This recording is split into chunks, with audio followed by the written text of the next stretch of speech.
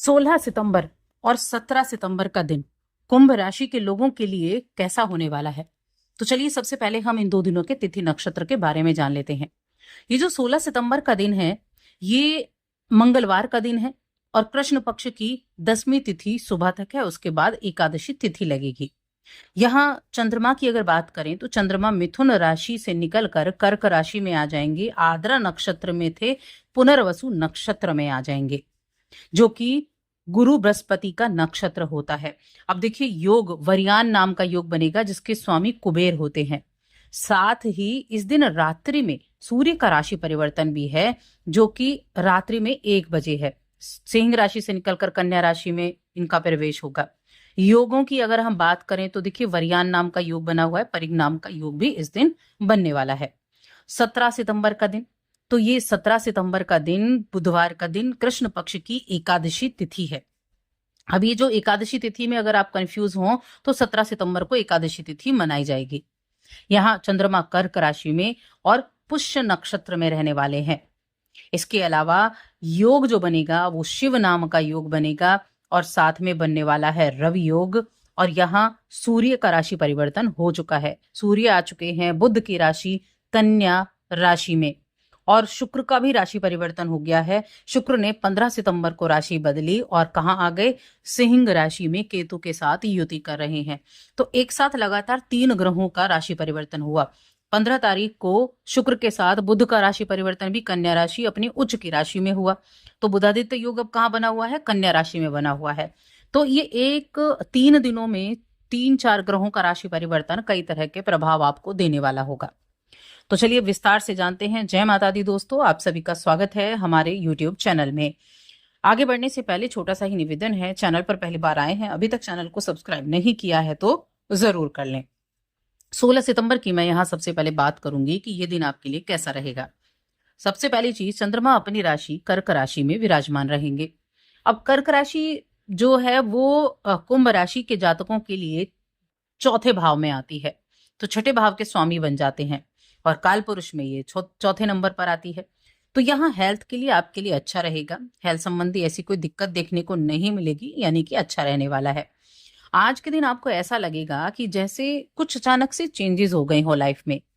जैसे कुछ जिन चीजों पे आप बहुत ज्यादा मेहनत कर रहे हो, वहां आपको उस मेहनत से तो आपको रिजल्ट नहीं मिल रहा था, और आज बिना कुछ किए ही भाग्य के द्वारा आपको कुछ बदलाव महसूस हो जाएंगे जो अच्छे के लिए होंगे।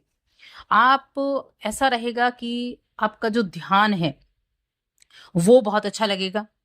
आप चीजों को आकर्षित बड़े अच्छे से कर पाएंगे। देखिए, चाहे काम छोटा ही क्यों ना हो, लेकिन काम आपका बन जाएगा, ऐसी स्थिति रहेगी। लोगों और परिस्थितियों से निपटने के लिए आप बड़े अच्छे तरीके, बड़े अच्छी नीतियों का प्रयोग करने वाले हैं। आज लोग आपकी तरफ बड़े आकर्षित रहेंगे, आपकी बातों से बड़े प्रभावित होंगे। तो ऐसी चीजें आज के दिन होने वाली हैं। कुछ जगह ऐसा भी हो सकता है आप किस्मत आजमाना चाहें, कुछ नई चीज से जुड़ना चाहें।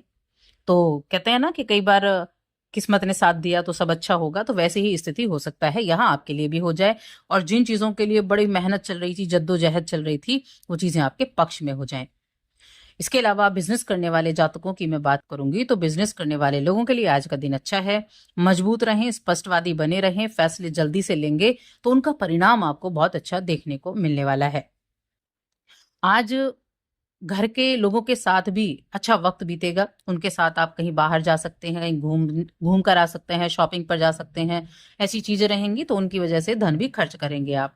देखिए, आपके आसपास हो सकता है कि कुछ ऐसे लोग या कुछ परिवार के ऐसे सदस्य हैं जो बड़े ध्यान से आपकी चीजों को ऑब्जर्व करते हैं, जो बड़े गौर से देखते हैं, जो आपको आदर्श मानते हैं, जो आपकी हर एक चाल को देखते हैं कि जैसे इसने किया वैसा मैं करूंगा। होता है ना, कुछ लोग आइडियल बन जाते हैं और उनको पता नहीं होता कि जो मेरे परिवार का ये सदस्य है वैसा ही मैं बनना चाहता हूं। तो ऐसे ही आप किसी के आदर्श हो सकते हैं। इसीलिए काम ऐसे करें जो काबिले तारीफ हो, जो आपकी प्रतिष्ठा को बनाए रखे। इसलिए इस चीज को आपको ध्यान रखना है। जीवन में आपको बहुत कुछ हासिल करना है और हासिल करने की क्षमता भी है।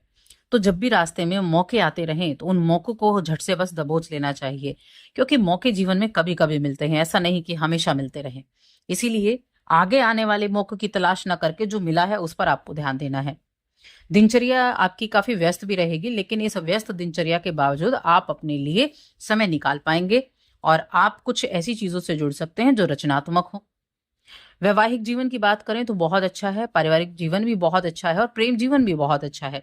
ये सभी दिन रिश्तों के मामले में बड़े महत्वपूर्ण दिन रहेंगे, यानी कि आप परिवार के लोगों को बहुत अधिक महत्व देंगे। प्रेम जीवन के मामले में भी बड़ा अच्छा रिश्ता रहेगा और अपने पार्टनर के साथ भी एक अच्छा टाइम स्पेंड कर पाएंगे। देखिए, 3 ग्रहों का जो राशि परिवर्तन है ये अपने आप में खास है। सप्तम भाव में शुक्र पहुंच गए, केतु के साथ हैं। वैसे केतु के साथ शुक्र अच्छे नहीं होते हैं, लेकिन उसके बावजूद सप्तम में है प्रेम के स्वामी, तो यहाँ योग बनते हैं कि वैवाहिक जीवन आपका सुखमय रहेगा। बुधदेव आ गए हैं आपके अष्टम भाव में और सूर्य भी पहुंच गए हैं अष्टम भाव में। अब अष्टम भाव में सूर्य का आना बिल्कुल अच्छा नहीं है और जो यहाँ बुधदेव हैं ये अपनी उच्च की राशि में है, लेकिन है तो अष्टम में ही। तो कहीं ना कहीं व्यापार करने वाले लोगों के लिए अभी तो टाइम अच्छा है। आगे आने वाला समय जो रहेगा वहां थोड़ा सा डिसीजन सोच समझ कर लेंगे तो अच्छा रहेगा। जीवन साथी की हेल्थ का ध्यान रखें। ये चीजें हो गई। अब बात करते हैं हम 17 सितंबर के बारे में। 17 सितंबर का दिन आपके लिए कैसा रहेगा?